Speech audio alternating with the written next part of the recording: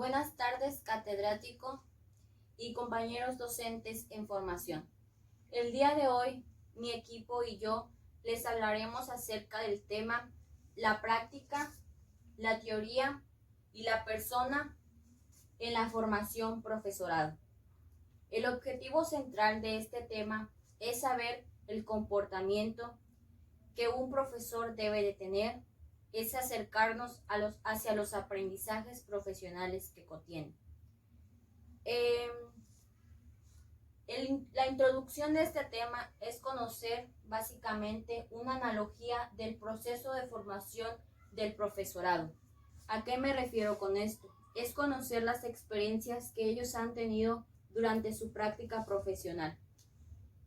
El enfoque de este tema es el modelo realista, orientarlo hacia un modelo realista y reflexivo, para que ellos tengan más claro el objetivo de cada situación, de conocer los sentimientos y las actuaciones de los alumnos.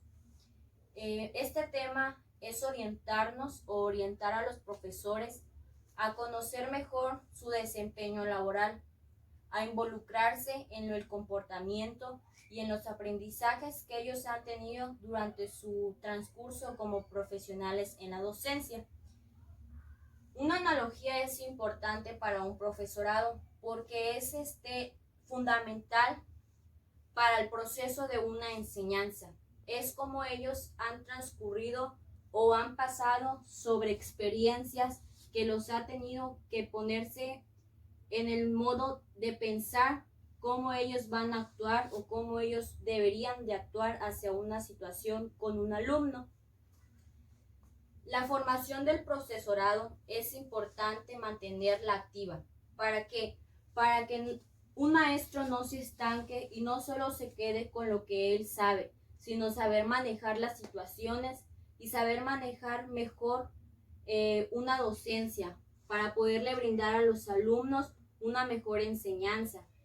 Los profesores de hoy en día están involucrados en un modelo antiguo, y los profesores de hoy en día se busca que hoy en día los maestros evolucionen, se desarrollen y se capaciten mejor para que ellos puedan brindarles, pues ahora sí que mejor los conocimientos hacia un alumno.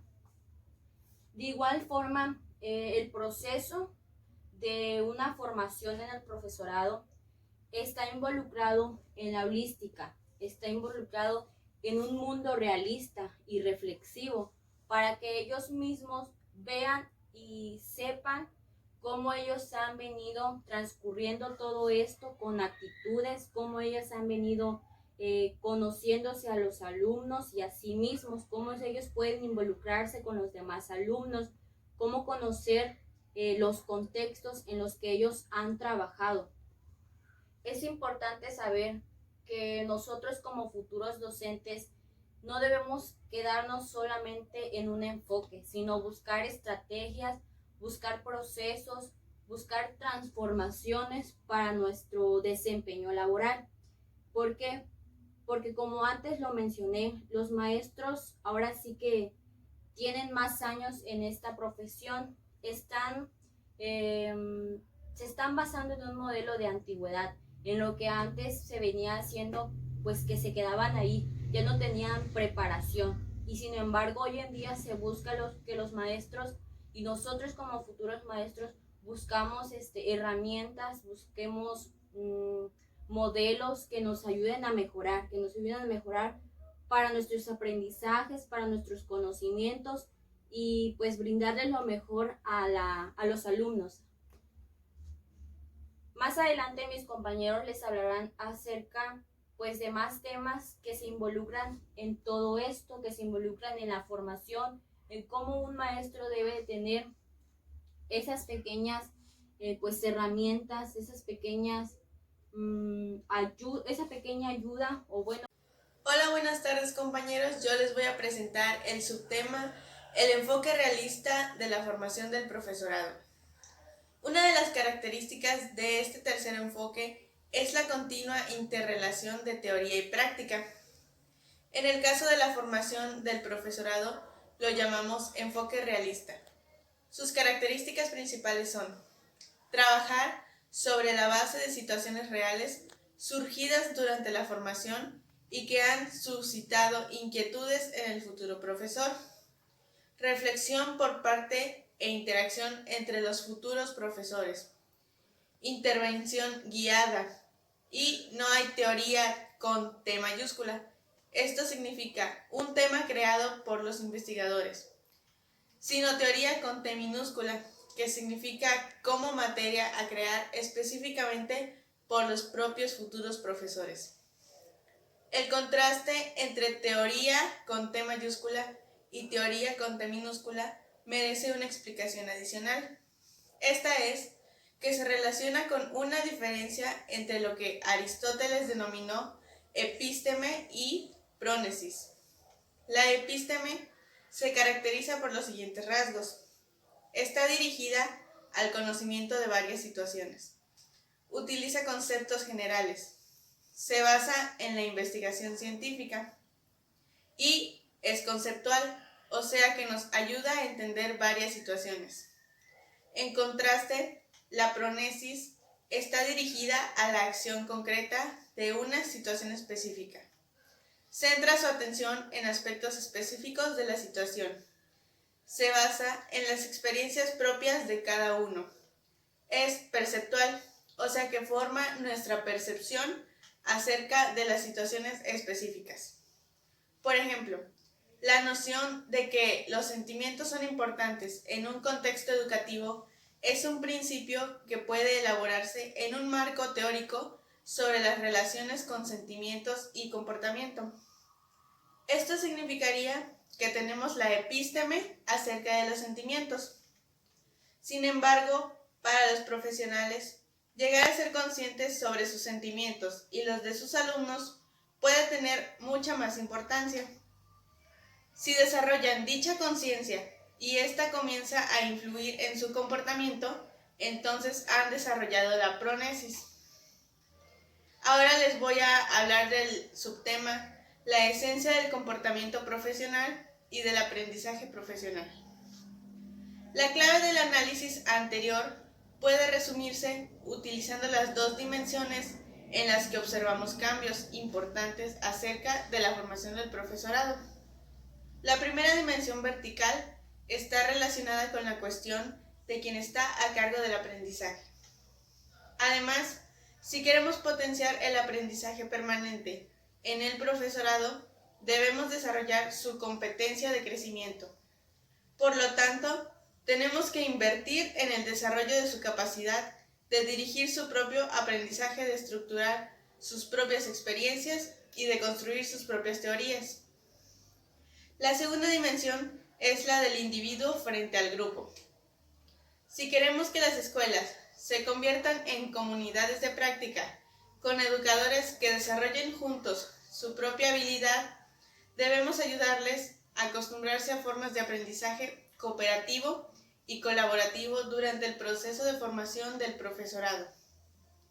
El cambio que nos lleva de la parte superior izquierda a la parte inferior derecha es importante por una razón que se basa en nuevas opiniones sobre el origen del comportamiento del profesorado. Durante mucho tiempo se creía que el comportamiento del profesorado estaba dirigido por su pensamiento. Sin embargo, han surgido serias dudas ante esta suposición. Varios investigadores han demostrado que los profesores toman un gran número de decisiones instantáneas en la enseñanza, de modo que al menos parte de estas decisiones deben tomarse de manera inconsciente o semiconsciente. Dole denominó comportamiento inmediato en la práctica docente al tipo de comportamiento del profesor, que tiene lugar sin mucha reflexión ni una elección deliberada. En su explicación del comportamiento del profesorado, Courtagen y Lagerwerf ponen en relieve los orígenes del comportamiento del profesorado, utilizando la analogía del lado izquierdo y del lado del derecho del cerebro. Puede decirse que gran parte de su comportamiento no se guía tanto por las funciones analíticas, racionales y verbales del hemisferio izquierdo, sino más bien por las formas de procesamiento de información tácitas, holísticas, irracionales e integrales del hemisferio derecho. Muchas gracias, esta fue mi participación. Hola, ¿qué tal? Mi nombre es Lluvia Yasmín y el día de hoy les hablaré acerca del papel de la reflexión en el ámbito de los docentes en formación. Bien, en esta ocasión vamos a hablar de personas como nosotras, es decir, como docentes en formación. Y si queremos hablar acerca de la reflexión en el aula, la reflexión de los docentes mediante situaciones que se presentan con los alumnos, no podemos basarnos en otra teoría que no sea el de Courthagen, el cual se basa en el pensamiento analítico, es decir, analizar todas las acciones que se presenten en el aula escolar, pero enfocándonos únicamente ahorita en los docentes en formación, es decir, en personas que no tienen mucha experiencia en el ámbito docente. Bien, él propone un modelo ALACT, así se llama. ALACT son las siglas abreviadas en inglés de estos nombres. Está en forma de esquema y va conforme a las manecillas del reloj. El primero, denominado acción. ¿Qué es lo que pasa en la acción? Es en donde el docente en formación se pone a reflexionar sobre cierta circunstancia o caso que pasa en el aula escolar. ¿Qué puede presentarse? Supongamos que algún alumno no está trabajando. Bueno, esa es la acción. Él debe de analizar y buscar cómo puede él actuar ante ese suceso. Después va revisando la acción. Antes de que él opine, antes de que él interceda al docente, debe revisar la acción, qué pros y contras, cómo puede abordar la situación. Y después va el número 3, que es el más importante en la reflexión, que es la toma de conciencia sobre aspectos esenciales. Aquí él se va a poner a reflexionar cómo puede mejorar esa circunstancia, o quizá él se está enfocando en un problema que él mismo tiene en el aula. Entonces aquí él se va a poner a pensar cómo puede mejorar esos aspectos, cómo puede llevar a cabo para que el alumno pueda reflexionar, para que el alumno pueda llegar a un aprendizaje esperado. El número 4, el cuarto paso, es creando métodos de acción alternativas. Aquí él ya empieza, una vez que ya reflexionó, detectó algún problema, alguna situación, él empieza a crear alternativas, sugerencias de cómo puede solucionar esa situación o ese problema, cómo puede mejorar ese aspecto. Y por último está el ensayo. El ensayo es como que ahora volver a la acción, pero ahora ya poner, por así decirlo, manos a la obra. Es decir, él ya va a actuar, una vez reflexionado el proceso, él ya va a un ensayo, que es cuando él ya va a actuar para resolver ciertas situaciones en su aula o algo que él esté haciendo mal. Bien, existe mucha controversia en algunos casos sobre el pensamiento, sentimiento, deseo y actuación. Es en lo que el docente en formación debe basarse, en estos aspectos, en el alumno. Es decir, debe ponerse en el lugar de ellos para que ellos puedan comprender de mejor manera los temas. Debe adecuarse a sus contextos, a sus situaciones, a sus intereses. Entonces, ¿qué es lo que busca Courthagen con este modelo? Él busca que nosotros como docentes en formación, y él así lo maneja, que como no tenemos mucha experiencia, por eso es que él propone este modelo. Él busca que nosotros nos centremos en los alumnos, que nos adecuemos a sus oportunidades, que los entendamos, que los comprendamos. Y si nosotros nos enfocamos en su pensamiento, en su sentimiento, en su deseo y en la forma de actuación de ellos, aparte de ser buenos maestros y que vamos a llegar muy rápido al aprendizaje esperado de cada secuencia, vamos a ser maestros o docentes empáticos. Y se basa también en el enfoque realista, en donde Courthagen dice que a partir de todas estas situaciones, al analizar, nos basamos en un enfoque realista, porque así vemos la realidad de las cosas y de las situaciones que están sucediendo en el aula. En ocasiones en el salón hay algunas discrepancias o problemáticas, como lo quieran llamar ustedes, en cuanto a esos aspectos, en los pensamientos, sentimientos, deseos y actuaciones de los alumnos, porque obviamente que cada persona somos un mundo, por así decirlo. Entonces cada alumno tiene una forma de pensar, de actuar, de sentir, y existen a veces muchos problemitas, muchas discrepancias por esas situaciones. Entonces, ¿qué es lo que vamos a hacer el docente? Va a adecuar las situaciones, va a hablar con ellos, e incluso se puede, Cortángel nos sugiere que externemos como que nuestras ideas y decir, a lo mejor decirle al alumno, ¿sabes qué? Puedes mejorar esto, puedes mejorar otro, pero en ocasiones sí causa algunos problemas o malos entendidos, porque a nadie le gusta que nos digan lo que tenemos que hacer o cómo debemos de actuar. Entonces, para eso está el docente, para mediar cada situación. En sí, Cortángel lo que pide es que reflexionemos acerca de cada una de las situaciones que acontecen en el aula escolar, pero como bien está decirlo, no tampoco pensar demasiado las cosas, porque eso a la larga afecta, pero tampoco hacer las cosas a como lo demos a entender, o sea, a lo normal. Entonces, buscamos que pensemos y reflexionemos acerca de todas las actitudes que pasan en el salón. Él sugiere que mediante entre docentes en formación, es decir, nosotros en nuestra escuela, con nosotros mismos, platiquemos y nos demos sugerencias. ¿Por qué? Porque somos como que de la misma edad o estamos en el mismo nivel y nos vamos a entender de una mejor manera, a que si a lo mejor nos hace una observación o una mejoría un maestro ya más grande que nosotros.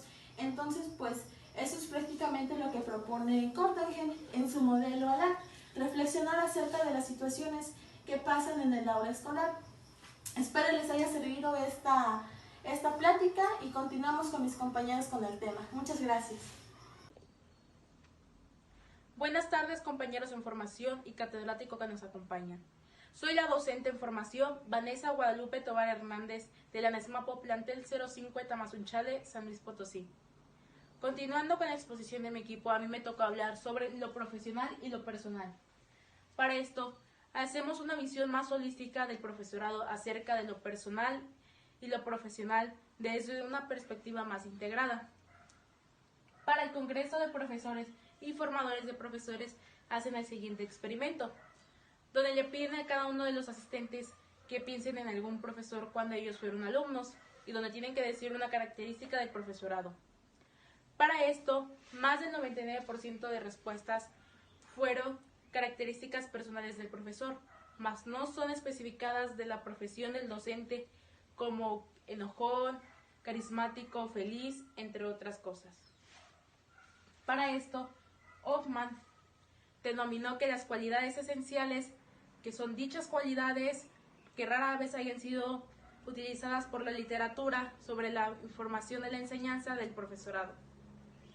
Esto también al querer incorporar reflexiones de los profesores en aspectos más personales de la enseñanza, para esto es útil el llamado modelo cebolla, que el modelo cebolla se hace llamar por 6 niveles de reflexión, que son misión, identidad, creencias, competencias, comportamiento y entorno. Para eso también hacen preguntas acerca de esto, como misión, ¿qué me inspira? ¿Con qué identidad superior tengo conexión? Identidad, ¿quién soy? Creencias, ¿qué creo? Competencias, ¿en qué soy competente? Comportamiento, ¿qué hago? Y entorno, ¿con qué me encuentro y a qué me enfrento? Para esto son 6 niveles de reflexión, donde muestra que si se centra demasiado únicamente en competencias, resulta demasiado limitado. Donde también viene aquí. 1. Los profesores pueden reflexionar sobre el entorno. 2. Ejemplo de una clase o un alumno específico sobre su comportamiento educativo. 3. Competencias. 4. La reflexión se hace más profunda, donde también se reflexiona sobre creencias subyacentes. 5. Percibir su propia identidad profesional y personal. 6. Reflexionar sobre cada uno de los profesores, sobre su nivel inspirado personal, ideales y objetivos morales. Donde esto también ayuda a que los alumnos desarrollen confianza y que estén conectados con cualidades esenciales como lo son la sensibilidad, la empatía y la perseverancia. Para esto, volvemos a hacer útil el llamado modelo cebolla por corte, que dice que también es importante que los profesores sean conscientes sobre sus cualidades esenciales para utilizarlas de una forma más intencionada y también más sistemática, fijada en competencias. Para esto la idea de él fue que estén interrelacionadas y que la reflexión profesional sea más profunda en su búsqueda de relaciones expuestas sobre una forma más positiva. También a esto, que si los niveles de identidad son una misión y que incluyen también la reflexión, sea algo mucho más esencial para el profesorado acerca de lo personal y lo profesional. Bueno, hasta aquí mi participación. Gracias.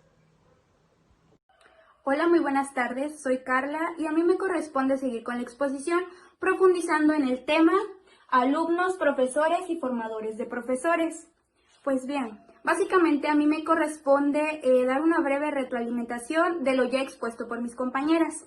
Bien, este tema se divide en 3 ejes, mismos que se exponen aquí. El primer eje nos habla acerca de los 3 distintos enfoques para la formación del profesorado. Como primer enfoque tenemos el modelo tradicional, el segundo es basado en la práctica y el tercero es el modelo realista. El enfoque realista trata de integrar tanto la práctica como la teoría basándose en experiencias docentes e inquietudes de los futuros profesores. Este modelo, según Cortagen, va más encaminado en fomentar aquellas visiones constructivistas del alumnado. Si nosotros, como docentes, queremos tener en el aula estudiantes que confíen en su capacidad para construir su propio aprendizaje, nuestros formadores docentes deben de hacer hincapié en este modelo, basándose y promoviendo el aprendizaje constructivista. El segundo eje nos habla del papel de la reflexión en el aprendizaje del profesorado. Aprender a través de la experiencia basándose en la reflexión es el principal enfoque del modelo realista. También este modelo asegura tener un aprendizaje más concreto. La esencia de la reflexión se basa en transformar aquellas situaciones, aquellos aspectos que son inconscientes de la enseñanza en conscientes, para que así los profesores tengan un lado más sensible y puedan abordar situaciones que se les presenten en el ámbito escolar. Por último, tenemos el tercer eje, el cual nos habla del aspecto personal del aprendizaje. Los alumnos, los maestros y los formadores de profesores son seres humanos con miedos, esperanzas, necesidades, valores y misiones específicas e individuales que no solo repercuten en el comportamiento y el aprendizaje, sino que también son origen del mismo. Cortagen ha argumentado que quizás durante un periodo largo de tiempo nos hemos enfocado en los orígenes racionales y conscientes, pasando por alto el lado humano.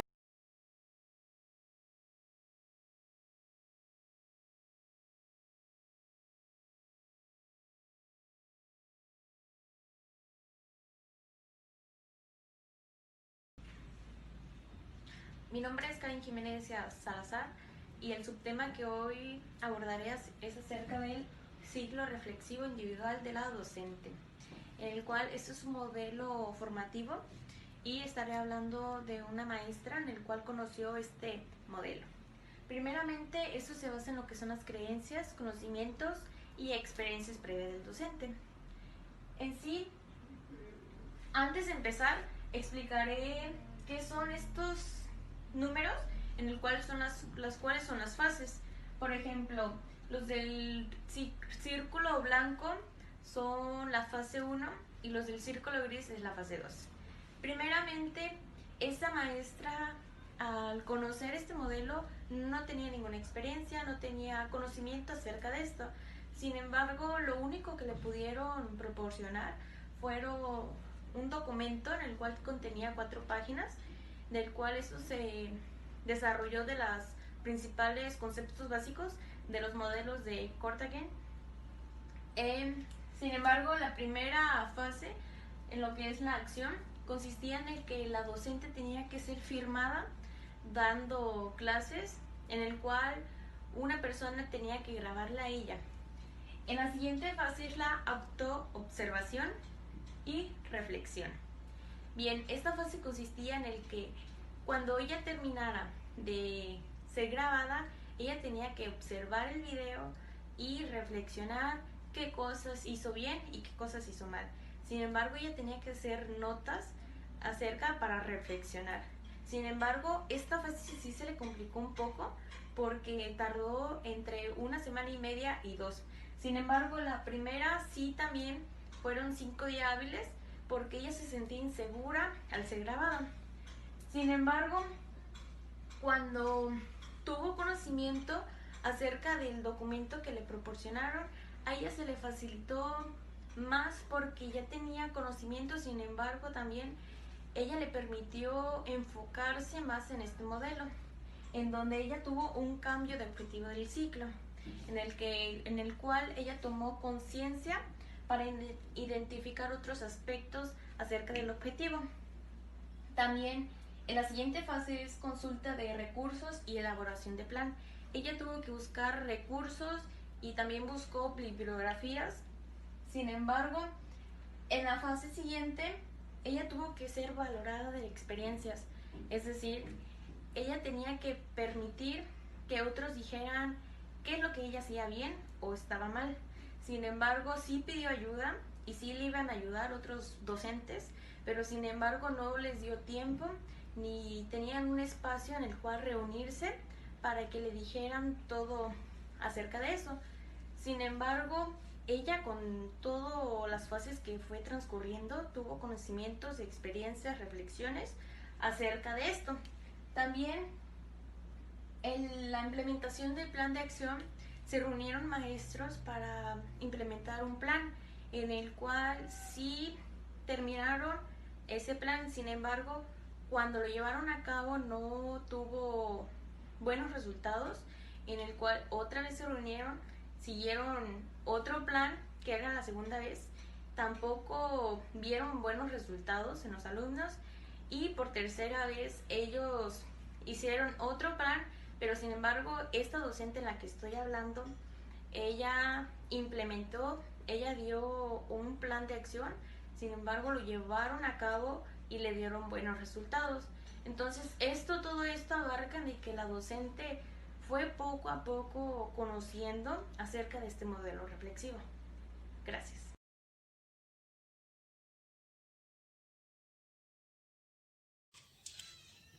Hola, buenas tardes, compañeros y maestro.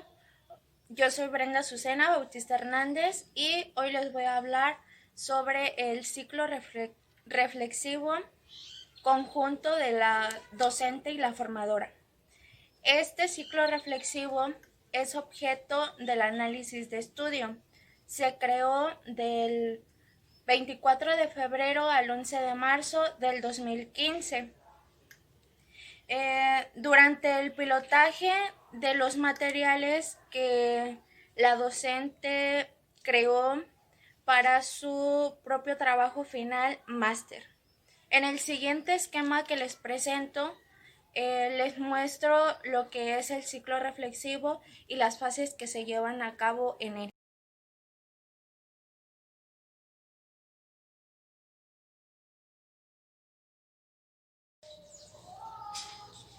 En este ciclo reflexivo confluyen otros dos, que es el de la docente y la formadora. En el de la docente, esta vez enmarcado en un proceso de PR, que es un proceso reflexivo pero en conjunto.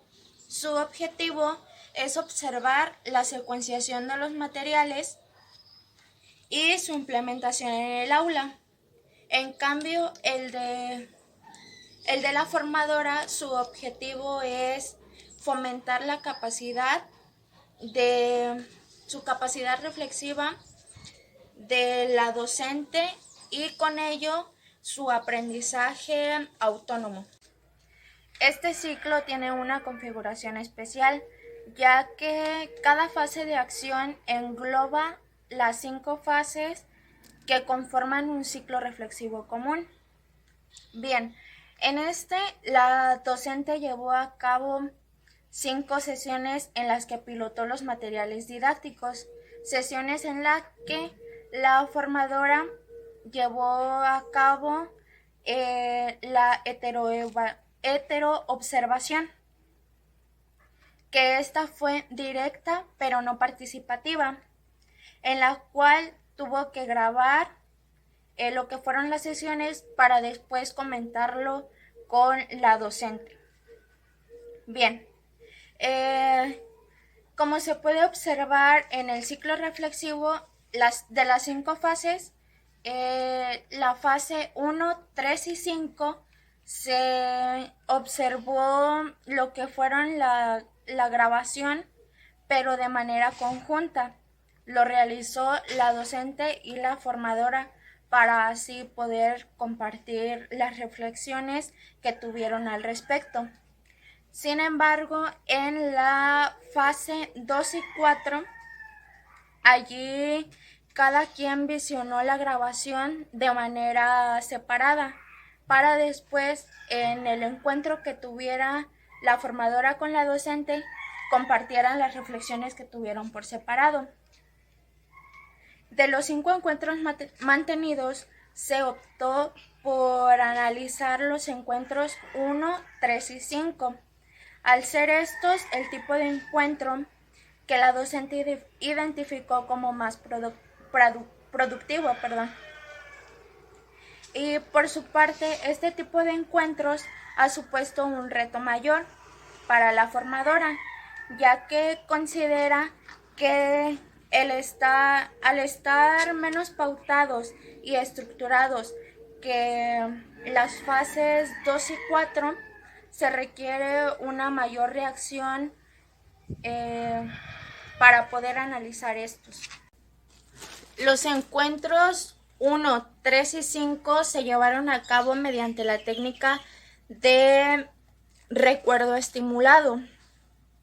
El recuerdo estimulado es una técnica de investigación diseñada para obtener datos de los procesos cognitivos del profesor en el transcurso de su actividad docente. Esta sin que los instrumentos interfieran en la actuación del individuo. Este conlleva el visionado de la grabación de algún momento de la clase con un compañero o amigo crítico, su comentario y la grabación de esa misma conversación. No obstante, esta técnica también tiene sus inconvenientes, ya que puede ocurrir que los pensamientos que verbaliza la docente pues vengan estimulados por el momento del visionado y no por el recuerdo de los momentos interactivos dentro del aula. Finalmente, tras acabar el ciclo reflexivo conjunto, al igual que se hizo con el ciclo reflexivo individual de la docente, se llevó a cabo una entrevista semiestructurada en la que se emplearon 12 preguntas abiertas con los mismos objetivos que la entrevista de cierre del ciclo individual. Los resultados de la entrevista, que se transcribió y se analizó, se darán a conocer posteriormente. Mi compañero les dará a conocer lo que fueron los resultados. Y esto es toda mi participación. Gracias.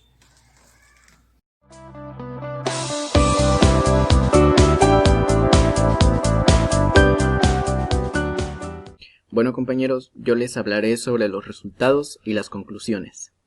Los resultados que se desprenden del tema investigado sobre la práctica reflexiva muestran que la pregunta, la observación, la propuesta y la reflexión propia del docente son de utilidad para promover la reflexión del mismo. El autor llamado Steve menciona que desde los primeros niveles de concienciación sobre la propia práctica, las preguntas pueden hacer avanzar al docente hacia niveles superiores, en los que va entreviendo cómo pueden avanzar mejor en el aprendizaje. En esta investigación hubo tipo de encuentros que se llevaron a cabo. La técnica de recuerdo estimulado se muestra efectiva, pues el docente con quien se trabajó identificó este tipo de encuentro como más productivo que el otro, en el que el visionado de la grabación no se realizó de forma conjunta.